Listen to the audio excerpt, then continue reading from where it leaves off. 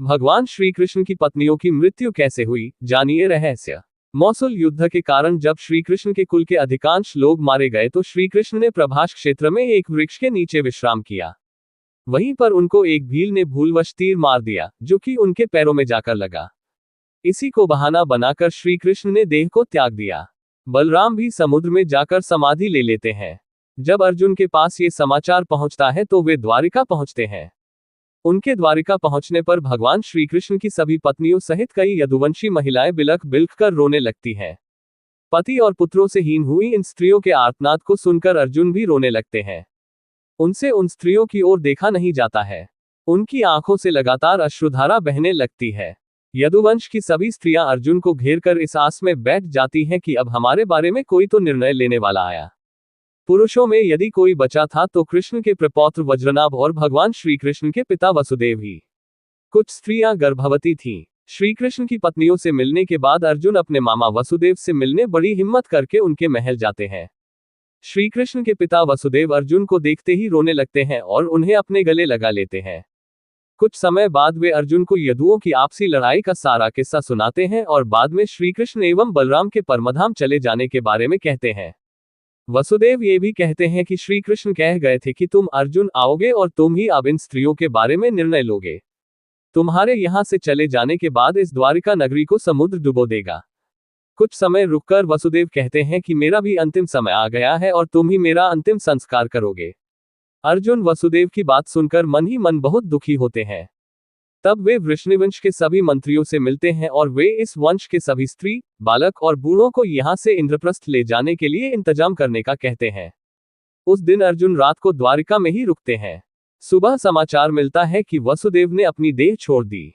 ये समाचार सुनकर द्वारिका में फिर से महिलाएं रोने बिलखने लगती हैं। तब अर्जुन अपने मामा वसुदेव के अंतिम संस्कार की तैयारी कर उन्हें नगर से दूर एक स्थान ले जाते हैं। उस समय हजारों की संख्या में द्वारिकावासी भी उनके साथ होते हैं। पीछे पीछे वसुदेव की पत्नियां भी चल रही थीं। उनकी 4 पत्नियां थीं, देवकी, भद्रा, रोहिणी और मदिरा। जब चिता में आग लगा दी गई तो वे सभी पत्नियां भी उस चिता पर जा बैठी। ये भयानक दृश्य देख अर्जुन का दिल फट जाता है। इसके बाद अर्जुन उस स्थान पर गए जहां यदुवंशी आपस में लड़कर मारे गए थे। वहां कई संख्या में वीरों के शव पड़े थे। अर्जुन ने सभी का अंत्येष्टि कर्म किया और 7वें दिन प्रेतविधि कर्म करके अर्जुन सभी द्वारिकावासियों के साथ वहां से निकल पड़े। उनके साथ ऊंट, घोड़े, खच्चर, बैल, रथ आदि पर सवार द्वारिकावासियों के साथ ही भगवान श्री कृष्ण की 8 पत्नियां भी थीं।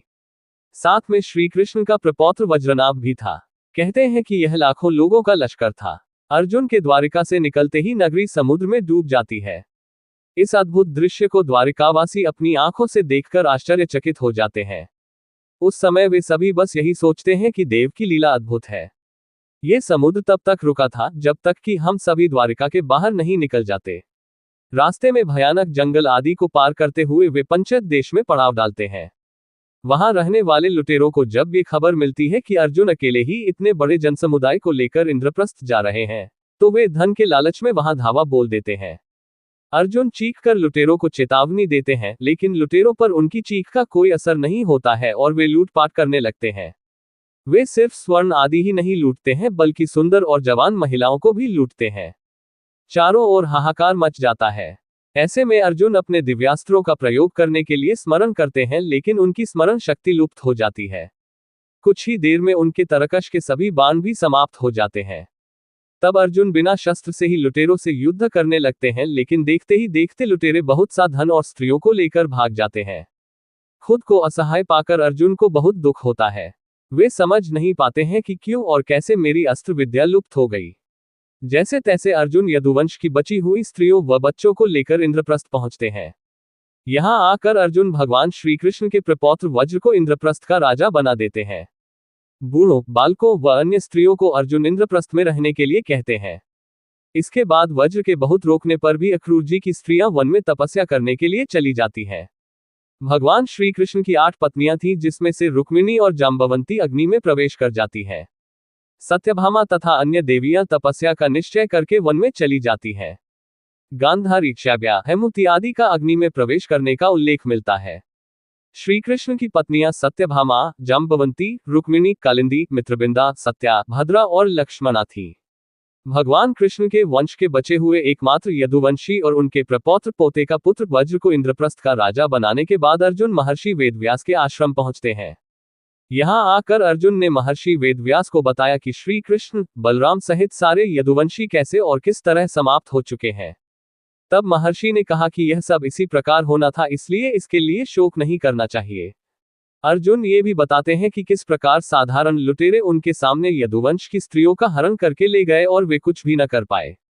इसके बाद किस तरह श्री कृष्ण की पत्नियों ने अग्नि में कूदकर जान दे दी और कुछ तपस्या करने वन चली गईं।